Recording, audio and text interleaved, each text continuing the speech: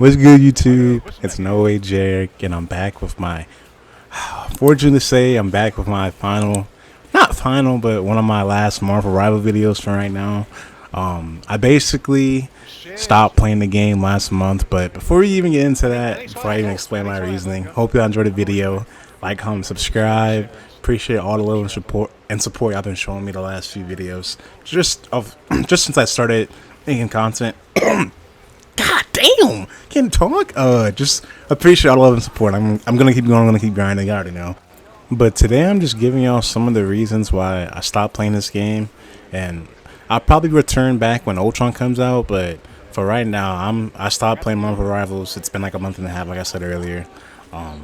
But I don't think this game was meant for the average Joe to compete at the highest level. Like, I don't think this game was made for me in a way that, like, I have to be on it more than any other game that I play. Because Marvel Rivals, obviously, if you've been keeping up with my channel, isn't the only competitive game I play. Like, most of my content is Call of Duty, and that's, like, I guess it is my main competitive game. Like, I'm pretty competitive, or I feel like I play ranked in other games. Like, I used to play Halo a lot, I used to play Apex, I used to play 2K.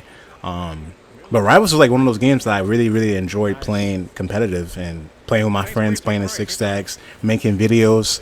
I solo queued from Plat to Grandmaster in like season 1.5 or season 1. I don't remember, but I made a video on that and like why or the best tips or best heroes to play solo queuing.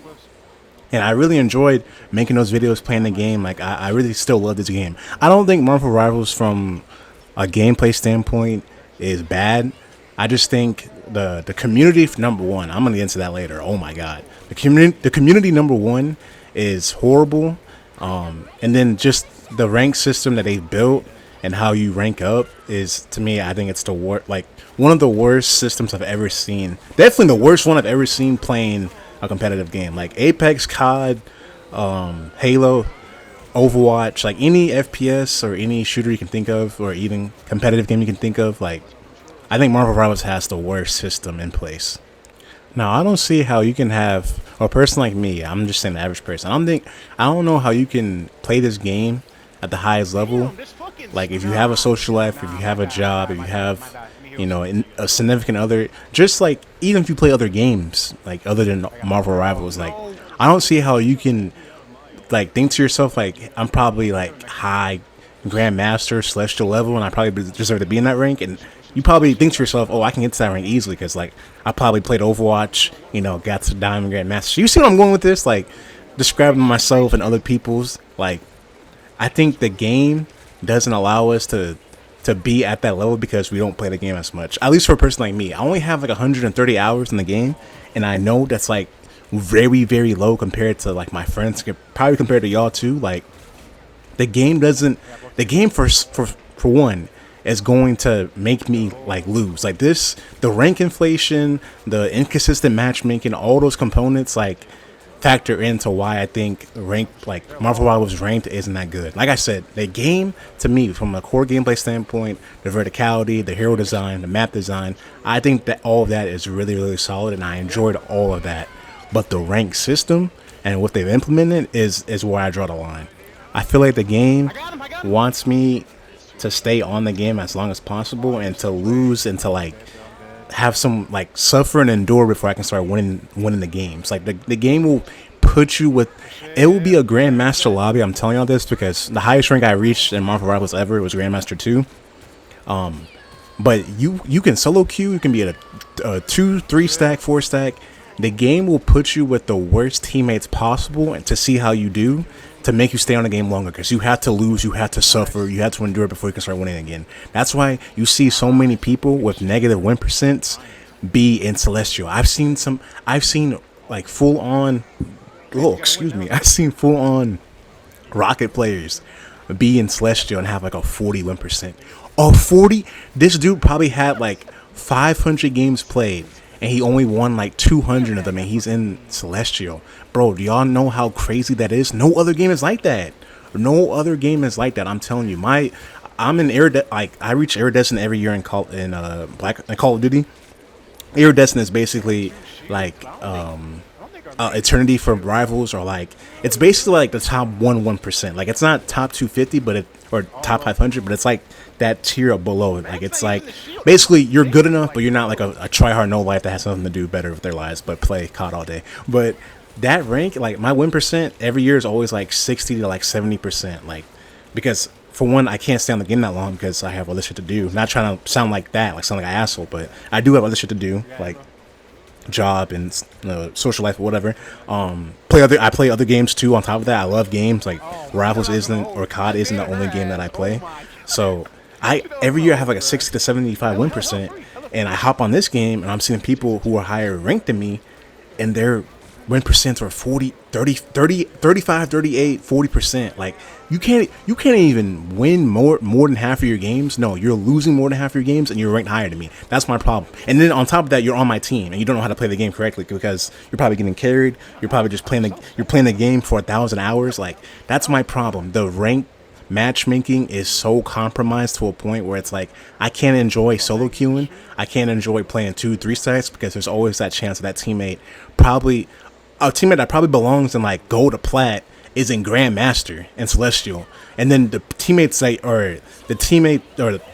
enemies you get on the other team are the fucking Avengers. They're the best. They're the best players of all time. Like y'all know my sentiment about this. Like I know y'all understand.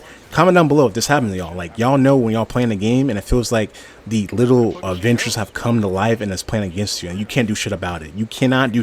You can have a 40-50 plus game, compete with them, compete better, like play better than them, play way better than your teammates, and you still lose. Like, and that shit irks me because I'm like I'm putting my heart, my literally everything into this ranked game right now, and there's no possible way of me winning because the game just tells me no, you're gonna have to lose. You're gonna lose this game. The game literally is already like predetermined damn near at this point. Like, bro, you can do anything in your power, you're still gonna lose.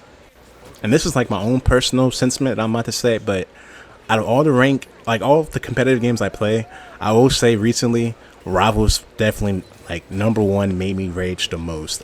I cannot tell y'all how like the rage that was coming out of me. Like my girlfriend asked me like, yo, are you okay, bro? Like are you good? Like literally, like she never does that with any other game. And it's not like I was getting upset. I don't rage or get upset most of the time when I'm playing bad and I know I'm playing bad. Like I'll say it. Like I'll hold myself accountable. Like I know I'm playing bad. Rivals, bro, this game literally had me rage. Like I'm screaming at my monitor, like because it's just they're putting you with the worst teammates of all time. If you're solo queuing, like I know this season I've heard because I haven't played this much season. Like I think I'm either plat 3 or diamond 1. I can't remember. Is it wait? No. I'm either plat 1 or diamond 3. My bad. I got the ranks confused for a second, but I've seen so many people on TikTok, YouTube, Instagram saying like this season is one of the worst seasons regarding solo queuing because, like I said earlier, the rank matchmaking is so bad. And I don't think NetEase is gonna fix it because guess what? They've already said that they don't want the way of them designing the game to be changed in any other way. Like they want this to be the rank system probably forever. And we're gonna see. Hopefully not. I pray not. We get like a different type of system implemented, but they've already confirmed that this is the way they want their game to be, and I just feel like it's sooner or later it's gonna die out because it's just gonna be the worst people that are in these high ranks matched up with these people, like matched up with the actual high ranks and just getting slammed or getting their rank inflated. Like rank inflation in this game to me is that's so bad. Like so many people do not belong in these high ranks. Like it is crazy to me. I feel like the competitive integrity and the matchmaking and the rank inflation has been a huge problem with Rivals since the beginning and the creation of this game. And it makes a lot of sense. A lot of people you're going to be matched up with in ranked are just people who grind it towards the rank. That's just the reality. Like they're not going to be on the same skill level. That could be worse, better than you. But a lot of the times when you're matched up with people in rank, most of the time if you're probably solo queuing, which I do not recommend you doing. Like I actually recommend you trying to find a Discord, adding people that are good, like in some of these games. But a lot of people you're going to be matched up with are just people who play the game more than you. Like that's just the reality. That's just the reality I had to face when I was contemplating like literally not touching this game again. But it makes a lot of sense. I'm not gonna lie. NetEase used to be mobile game developers. They want the people playing their game and engaging with their game to be on the game as long as possible. These are mobile devs that made a competitive, good hero shooter, but at the end of the day, they still implemented some of those systems they probably had in their old mobile games into this game. And don't get me wrong, I'm not saying the people who grinded hella hours towards their rank don't deserve it. I'm not saying that at all. I'm saying the people who grinded towards their rank, because that's another problem too. Then, like people who grinded towards their rank, thousands of hours grinding, playing different heroes, going through all these different ranks, they're probably having a little dilemma within themselves. Maybe, I don't know, that should I really be here, or am I here because I grinded my rank? That's the whole dilemma I think people might have that are in these high ranks. Is like, oh, do I deserve to be here, or do I get carried? Do I deserve to be here, or did I just spend hella hours grinding this game? Like, does it feel rewarding at the end of the day? Like, I don't know. I wouldn't know, because, like, not to sound like an asshole or a dick, like, most of the time when I'm playing competitive games, like, my skill talks for itself. Like, it speaks for itself. My skill will determine where I'm at, like, among the ranks. And I know my ceiling, I know my floor, I know where I'm supposed to be at. And that's just the reality. I think some people have to realize when they're playing these games, like, how much is it just me grinding the game for hours and hours on end than me actually being skillful in these ranks. I'm telling y'all, there's so many people. There's such a huge, like, demographic of people who probably lost way more than they did and ended up in the same lobby as you. They're on the same team, they're on the enemy team, and it's like, bro, how did you get, like, I know before we started making these theories about the ranking system and actually finding out what it was and discovering what it was, we were wondering, like, bro, this dude, like, how, bro, I'm telling y'all, I said this so many times, bro. There will be a dude that reached gold in, like, season 0, and he's in Grandmaster. And I'm not saying in season 1, I'm not saying he didn't get better. I'm not saying he didn't improve on his game, but I'm saying, like, that's a crazy leap. Like, I know that's like it can happen. Obviously, that can happen to anybody. But I'm just saying that's a crazy leap for somebody just out of nowhere who probably, I think, like, people who main Rocket out of nowhere. All of a sudden, you're in gold, and then you're in Grandmaster, and then if you look at if you look at the discrepancy between what happened in probably season 0 and season 1 was, oh, he played more hours in the game. Obviously, like, that's probably the reason why he's in that rank. Like, is that not crazy to y'all that shit happens, like, on the daily? Like, there's a huge demographic, probably most of the player base, who just played more hours in past seasons or later on in seasons than past seasons, and they're in these high ranks. And that goes back to my original point about the competitive integrity of the game. You can climb all the way up to these high ranks and have a negative win rate than a lot of these people who have positive win rates, but they have less hours, and that creates all these inconsistencies in your games, in these solo queue games, excuse me, in these 2-stack, 3-stack, 4-stack games. Like, the enemy team, like, I just think it spoils and ruins, like, the matchmaking quality. Like I said, there's so many examples of the internet of this, like, I guess, phenomenon, if you want to call it. That's a crazy word for it, but I'm not gonna go too deep into it, like, as I already did, like, talking about it. But just know, like, there's gonna be so many games where you're in Diamond, Grandmaster, Celestial, and your whole team, like, there's Celestial lobbies I've seen where the whole team, like, looks like gold, like, it looks like a gold lobby. Like, this is Celestial. This is why I'm saying it compromises the competitive integrity of the game. This is Celestial lobbies. The Celestial is the 3rd highest rank, if you didn't know. The 3rd highest rank in Marvel Rivals. There are Celestial lobbies that look like bronze, silver, gold lobbies. That should not happen. That should not happen in a quote-unquote competitive game. If this game wants to be the most competitive it can be, with all these dev diaries coming out, all these hero changes, like, they want this game to be competitive to an extent. That's what we have to fully realize about this game. Like, these devs, like I said, mobile game devs, they want people staying on the game as much as possible. They want their game to be competitive, but it's to an extent where it's not putting the people who play the game the most, spend the most money probably on it, spending the most hours on it, just playing this game. It's not going to make them feel like they're, like, left out, because they're the people playing the game the most, and they're going to engage the game the most.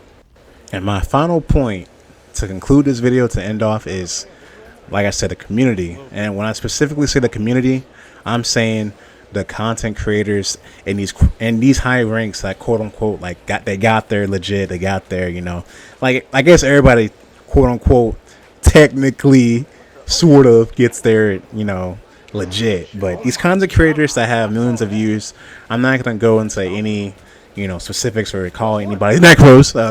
No, playing. I'm not gonna do that. But y'all gotta stop taking these content creators like word, like their tier list, their word as like law. Y'all swear up and down these content creators be like the messiahs of like the game they're talking about. Like we should listen to them because they play the game the most. They're the best game. They're not. First of all, they're not game devs.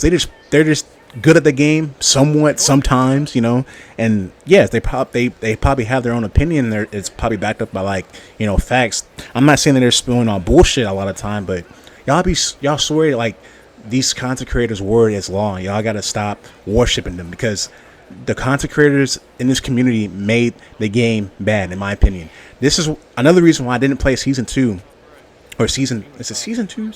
I'd be forgetting this new season, this current season. One of the main reasons is I heard that there was a healing strike going on, and I'm not too familiar with it because I stopped playing the game before that.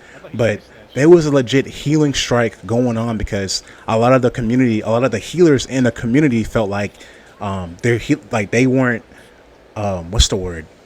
A lot of the healers felt like they weren't getting credited for their healing, and I completely understand that. As the gameplay y'all seen in this video, some of these clips, like I'm playing healer. I love playing Mantis. I love playing Luna. Two of my most played heroes. Like I can play any role. I'm not trying to toot my own horn, but I can play any role. I can play tank, DPS. But a lot of the time, I'm running with 6 stack right now, and I like to fill. I don't like feeling like an asshole and just instant locking characters. I like to fill, and most of the time, like before I guess this healing strike happened, healer was the role to fill. But anyways, I heard that there was a strike going on in the community, and the sentiment was like the healers weren't getting credited for it, and a lot of people in the community, these content creators, like I said, y'all hold their word as law. We're saying healers are easy to play and they get carried.